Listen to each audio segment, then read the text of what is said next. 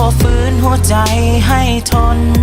มีหลายอย่างอาจให้เหตุผลแต่ละคนเขาคิดบ่คือกันเอาแบบที่สบายใจมีหังจะบ่ผูกพันมันขึ้นอยู่กับสองเท่านั้นจะเลือกมันด้วยวิธีใดสิบ่ให้เจ้าต้องกดดันก่อนถึงวันตกลงปลงใจจะให้อายอยู่ในฐานะใดก็พร้อมจะยอมทุกอย่างลองคบกันเบิ่งก็ได้ตัวกันยังบ่ซัวก็ให้เป็นอายฮักถ้าคบแล้วถูกใจว่าแม่นคักให้เป็นคนฮักหรือผัวก็ดี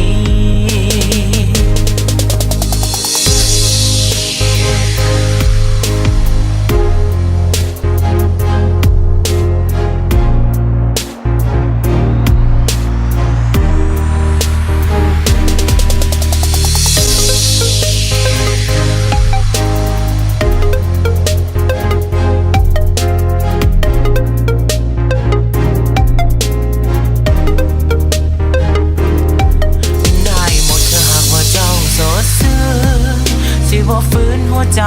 ให้ทนมีหลายอย่างอาจให้เหตุผลแต่ละคนก็คิดบ่คือกันเอาแบบที่สบายใจมีฮักแต่บ่ผูกพันมันขึ้นอยู่กับสองเท่านั้นจะเลือกมันด้วยวิธีใด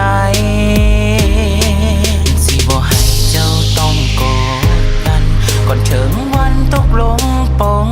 ใจจะให้อายอยู่ในฐานะใดก็พร้อมจะยอ